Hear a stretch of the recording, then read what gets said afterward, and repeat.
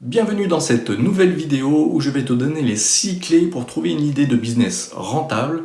Mais avant ça, n'oublie pas de t'abonner à la chaîne si ce n'est pas déjà fait, d'activer la cloche pour recevoir les prochaines notifications de mes nouvelles vidéos. Je vais donc te donner les 6 clés pour trouver une idée de business rentable. Première clé, ça va être tout simplement de trouver ton talent caché ou ton super pouvoir, peu importe comment on l'appelle. Très important à définir, ça va te demander une introspection importante puisqu'il va falloir trouver une passion qui t'anime ou une compétence particulière que tu as et de partir donc sur cette idée-là et te dire est-ce que je peux parler de ce sujet pendant des heures et des heures et des heures sans m'arrêter et sur un an. C'est ce que je te conseille de te poser comme question, ça va te permettre justement de partir sur une voie sur laquelle tu es focalisé, tu es focus et dans laquelle tu es passionné ou alors tu as une compétence bien particulière. La deuxième clé, ça va être tout simplement de trouver ta niche rentable. Alors une niche, qu'est-ce que c'est? Ça va être une thématique en rapport justement avec ta passion ou alors une compétence bien particulière. Et donc il va falloir trouver cette thématique et en règle générale, il est même important de se sous-nicher. Par exemple, on va prendre la niche du sport, c'est une niche globale au niveau du sport, d'accord? Donc ça va toucher une grande population, mais ça va être très compliqué du coup à se placer et à se démarquer de la concurrence puisqu'il va y avoir une forte concurrence.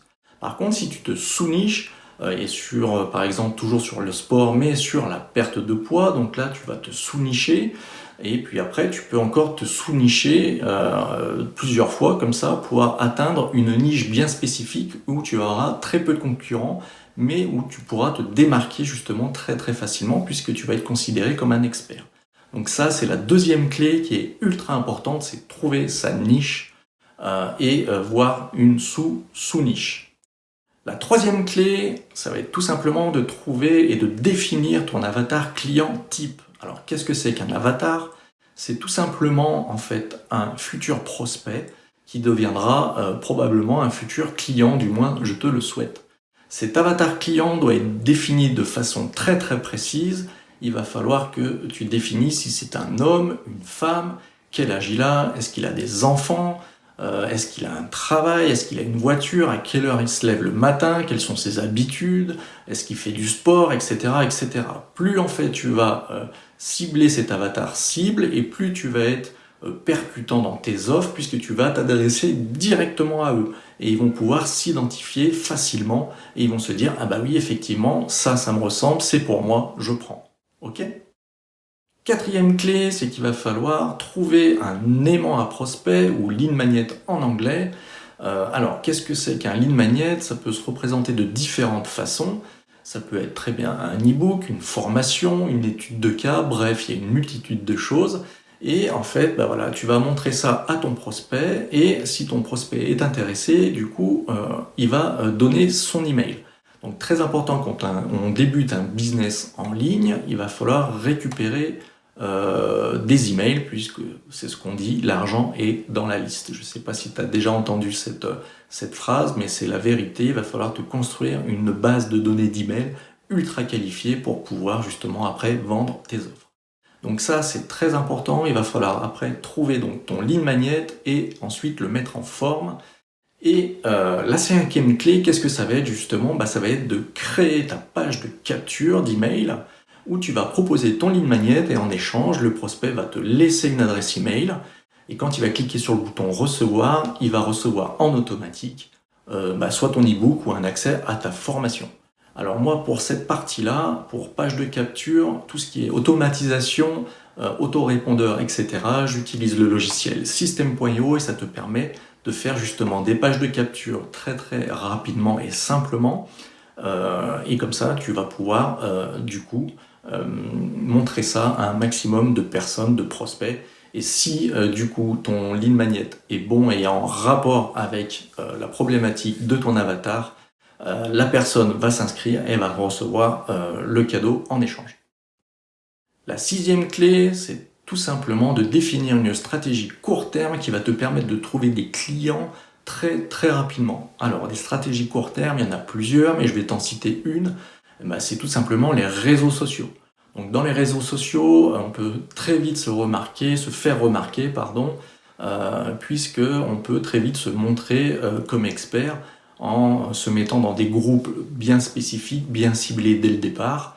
On va pouvoir trouver des prospects très très facilement. Alors attention, je ne te dis pas d'infiltrer des groupes Facebook et de spammer à tout va avec ta page de capture et ton lead magnet. Tu vas te faire jeter et en règle générale, tu vas même te faire bannir de Facebook puisqu'ils vont voir que tu es en fait un gros spammer. Donc il faut y aller tranquillement, montrer un petit peu vos compétences et ensuite éventuellement contacter les personnes par messagerie et en expliquant tout simplement que tu es dans telle thématique, que tu as par exemple un e-book qui concerne telle ou telle chose, et si la personne est intéressée, tu peux envoyer ton lien de ta page de capture, tout simplement. Voilà, la vidéo est terminée, j'espère qu'elle t'aura plu. Je voulais absolument te faire cette vidéo puisque quand on lance un business en ligne, il faut voir ça sur du long terme, donc il faut réfléchir avant sur quoi on va partir. Ça ne sert à rien de se lancer par exemple sur, tiens, j'ai vu une formation sur le dropshipping, je prends ça un exemple totalement au hasard, ok, je prends, j'applique, et puis on se rend compte qu'au final ça ne nous plaît pas, ça ne nous correspond pas, puisqu'on n'a pas en fait utilisé ces 6 clés et on n'a rien défini à l'avance. Et en règle générale, quand on fait ça, on commence à prendre une formation, on regarde, on applique, on n'a pas forcément des résultats tout de suite, on se démotive et on trouve une autre formation sur un autre sujet et on passe d'un sujet à un autre. C'est ce qu'on appelle le syndrome de l'objet brillant et au final, on n'avance pas et on n'est pas focus sur notre objectif. Voilà, cette vidéo est terminée, j'espère qu'elle vous aura plu. N'hésitez pas à mettre un petit pouce, ça fait toujours plaisir. N'hésitez pas également à mettre des commentaires, j'y répondrai bien volontiers. Et si vous voulez aller plus loin dans cette démarche-là et qu'on définisse ensemble toute votre stratégie et mettre en place les 6 clés correctement, je vous mets un lien en bas de la vidéo dans laquelle on va pouvoir travailler ensemble et avancer rapidement et sereinement. Voilà, écoutez, je vous dis à très très vite pour une prochaine vidéo et on se dit à bientôt. Ciao ciao.